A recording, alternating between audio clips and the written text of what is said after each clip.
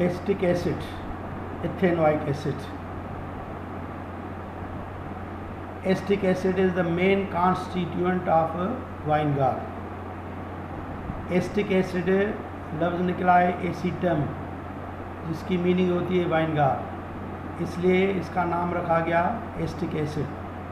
CH3COH या इसकी structural formula है, स्केलेटन स्ट्रक्चरल फार्मूला मुकम्मल, और ये बॉन्ड लाइन फार्मूला दिखाई गई है. एस्टिक एसिड की प्रिपरेशन हम पढ़ रहे हैं. Commercial production from pyroligneous acid. Methyl alcohol की केमिस्ट्री जब हमने पढ़ी थी तो उसमें हमने कहा था कि मिथाइल अल्कोहल को हम हासिल करते हैं, प्रिपेयर करते हैं from the would by the destructive distillation. तो जब हमने वुड की डिस्ट्रक्टिव डिस्टिलेशन की थी तो उसमें से हमें 3 डिस्टिलेट या 3 प्रोडक्ट मिले थे, कंपोनेंट या फ्रैक्शन कहते हैं. तो वो 3 डिस्टिलेट क्या थे? इनफ्लेमेबल गैसेस थी, पायरोलिग्नियस एसिड था और वुड चारकोल था. तो ये जो पायरोलिग्नियस एसिड वुड की डिस्ट्रक्टिव डिस्टिलेशन या ड्राई डिस्टिलेशन करके हासिल करते हैं, वो ही चीफ सोर्स है किसका? एस्टिक एसिड का. और इस पायरोलिग्नियस एसिड में क्या कुछ होता है? एस्टिक एसिड होती है, एसीटोन होता है, उसमें मिथेनॉल होता है, और उसके अलावा मिथाइल एसीटेट ईस्टर होता है. तो एस्टिक एसिड को हम उस पायरोलिग्नियस एसिड में जुदा करते हैं by fractional distillation. Fractional distillation वो फिनोमेना है जिसमें मिक्सचर में से हर कंपोनेंट को, हर फ्रैक्शन को अपने अपने बॉइलिंग रेंज पर वेपोराइज करके फिर कंडेंस करके जुदा करते हैं. दूसरा मेथड है जो आजकल हम यूज़ करते हैं. These days acetic acid is produce by the oxidation of acetaldehyde, where acetaldehyde is obtained by passing ethyne and water through 10% dilute sulfuric acid containing some HgSO4 which act as a catalyst. मतलब है कि आजकल जो हम acetic acid हासिल करते हैं from ethyne. Ethyne acetylene है जो अल्काइन का फर्स्ट मेंबर है, और इथाइन की केमिस्ट्री में आपने पढ़ा था कि इथाइन हम हासिल करते हैं कैल्शियम कार्बाइड को वाटर के साथ रिएक्शन करा के. तो ये इथाइन को अब हम वाटर के साथ रिएक्ट कराएंगे in the presence of 10% sulphuric acid dilute solution and some HgSO4 mercuric sulphate which act as a catalyst. तो फर्स्ट स्टेप में बनता है विनाइल अल्कोहल. ये कैसे कि एक पाई बॉन्ड ब्रेक डाउन होगा, उसकी जगह पर एक कार्बन के साथ H अटैच होगा, दूसरे कार्बन के साथ OH. इसको हम बोलते हैं विनाइल अल्कोहल. ये अनस्टेबल प्रोडक्ट है, इंटरमीडिएट है, तो इसमें रीअरेंजमेंट आती है, आइसोमेराइजेशन होता है. जैसे आप देख रहे हैं कि ये ऑक्सीजन हाइड्रोजन का बॉन्ड ऐसे ब्रेक डाउन होगा, फिर ऑक्सीजन कार्बन के दरमियान में डबल बॉन्ड होगा, फिर ये डबल बॉन्ड टूटकर इलेक्ट्रॉन इसकी तरफ चले जाएंगे, तो ये कार्बन निगेटिव, ये हाइड्रोजन पॉजिटिव मिलकर ये बना लेते हैं एस्टल्डिहाइड. फिर ये एस्टल्डिहाइड की फिर हम ऑक्सीडेशन करेंगे किसकी मौजूदगी में? स्ट्रॉन्ग सल्फ्यूरिक एसिड की मौजूदगी में, कंसनट्रेट सल्फ्यूरिक एसिड की मौजूदगी में पोटेशियम डाइक्रोमेट के साथ. तो वहाँ से ऑक्सीजन नेसेंट ऑक्सीजन मिलेगी जो इसको इजीली ऑक्सीडाइज कर देगी एस्टिक एसिड में.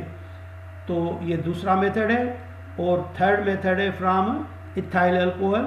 इथाइल अल्कोहल की हम ऑक्सीडेशन करते हैं potassium dichromate and sulphuric acid concentrate से, तो एस्टल्डिहाइड बनता है फर्स्ट स्टेप में.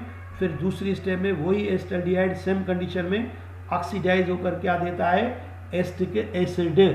और चौथा मेथड हमने गिरनार्ड रिएजेंट की केमिस्ट्री में पढ़ा था कि अगर हम मिथाइल मैग्नीशियम आयोडाइड को कार्बन डाइऑक्साइड के साथ रिएक्ट कराएं तो एक बन रहा था कॉम्प्लेक्स, जिसकी हमने फिर हाइड्रोलाइसिस की थी एसिड की मौजूदगी में, तो एस्टिक एसिड मिला था. तो ये 4 method of preparation of acetic acid जो हमारे टेक्स्ट बुक में दिए हुए हैं कर सकते हैं. उसके बाद है some physical properties of acetic acid. The common acetic acid is a colourless volatile liquid. It is sour taste and sharp pungent smell like vinegar. It pure जो एस्टिक एसिड होता है वो हाइग्रास्कोपिक एस्टिक एसिड कलरलेस लिक्विड है that freezes below 16.7 degree centigrade to a colorless crystalline hygroscopic solid जो हमें ice के crystal की तरह लगता है, और इस वजह से इसका नाम रखा गया ग्लेशियल एस्टिक एसिड. तो it freezes like a glassy mass, hence is called glacial acetic acid. तो ये नाम comes from ice like crystal. The name comes from the ice like crystal. Glacial acetic acid is a tribal name. Laboratory में जो pure acetic acid पड़ा होता है उसको कहते ही क्या है, ग्लेशियल एस्टिक एसिड. बिल्कुल प्योर एनहाइड्रस होती है, उसको हम क्या बोलते हैं, ग्लेशियल एस्टिक एसिड. और ये क्रिस्टल स्वरूप में ये आपस में हाइड्रोजन बॉन्डिंग करके डाइमर बना लेता है. It is miscible with water, alcohol and ether, उनमें ये हल हो जाती है. और इसका जो बॉइलिंग पॉइंट है 118 डिग्री सेंटीग्रेड है. और जब एस्टिक एसिड में से वाटर को हम रिमूव कर देंगे तो ये एस्टिक एनहाइड्राइड बन जाता है, जिसका फार्मूला ये होता है. उसके बाद है chemical properties of acetic acid. Carboxylic acid के जो केमिकल रिएक्शन है वही हम देखेंगे. Acetic acid is a monobasic weak acid है. वीक एसिड वो होता है जो कम से कम एच आयन लिबरेट करता है. तो जब हम एस्टिक एसिड को वाटर में डिजॉल्व करेंगे, it ionises partially in aqueous solution producing 1 proton H ion per molecule. एक एसिड पर एक मॉलिक्यूल में से एक प्रोटॉन एक एच आयन मिलता है, जो एच आयन जाकर बेस के OH को न्यूट्रल करता है, इसलिए हम इसको मोनोबेसिक एसिड कहते हैं. जब इसमें इक्विलिब्रियम आ जाएगी तो फिर हम इसकी डिसोसिएशन कांस्टेंट निकालते हैं law of mass section apply करके, जिससे उसका इक्विलिब्रियम कांस्टेंट या ये आयोनाइजेशन कांस्टेंट फॉर एसिड ये वैल्यू कितना आता है 1.7 × 10⁻⁵. स्ट्रेंथ ऑफ एसिड में हमने पढ़ा था जितना ये आयोनाइजेशन कांस्टेंट वैल्यू ज़्यादा होता है उतना एसिड ज़्यादा स्ट्रांग होता है, जितना इसका वैल्यू कम होता है उतना ही वीक होता है. तो ये एस्टिक एसिड वीक एसिड है और मोनोबेसिक एसिड है, एक एच आयन प्रोटॉन लिबरेट करता है.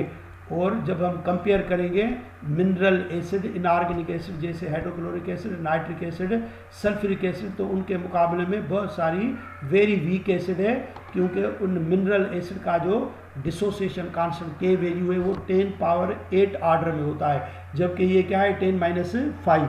अलबत्ता कार्बोनिक एसिड से ये स्ट्रांग है और कार्बोनिक एसिड फिनोल से भी स्ट्रांग है. जब ये बेस के साथ अल्कली के साथ रिएक्शन कराएंगे तो साल्ट प्रोड्यूस करता है. जैसे सोडियम हाइड्रोक्साइड के साथ एस्टिक एसिड का रिएक्शन कराया जाएगा तो साल्ट मिलता है सोडियम एसीटेट प्लस वाटर. इस अमल को हम क्या नाम देते हैं, न्यूट्रलाइजेशन. इसी तरीके से अगर हम एस्टिक एसिड को लेड ऑक्साइड के साथ, लेड मोनोऑक्साइड के साथ रिएक्शन करें तब रिएक्शन न्यूट्रलाइजेशन होगा, जिसमें ये बनेगा salt, lead acetate and water. Actually PbO water में डिजॉल्व होकर लेड हाइड्रोक्साइड देता है, फिर ये लेड हाइड्रोक्साइड एस्टिक एसिड से मिलकर lead acetate salt plus 2 water, इधर 2 वाटर लिख लो. तो ये न्यूट्रलाइजेशन रिएक्शन है जिनमें एसिड और बेस मिलकर साल्ट और वाटर बनाते हैं. उसके बाद है इसकी ईस्ट्रिफिकेशन. ये जब एस्टिक एसिड और अल्कोहल को हम रिएक्शन कराते हैं तो इथाइल एसीटेट एंड वाटर बनता है, और इस अमल को नाम देते हैं ईस्ट्रिफिकेशन. इथाइल अल्कोहल में इस ईस्ट्रिफिकेशन का हम मैकेनिज्म पढ़कर आए थे, वहाँ से आप इस मैकेनिज्म को देख सकते हैं. तो इम्पॉर्टेंट रिएक्शन है, रिवर्सिबल रिएक्शन है, सल्फ्यूरिक एसिड की मौजूदगी में होता है, और ये टेस्ट के तौर पर हम यूज़ करते हैं कि अल्कोहल का हाइड्रोक्साइड ग्रुप डिटेक्ट करने के लिए.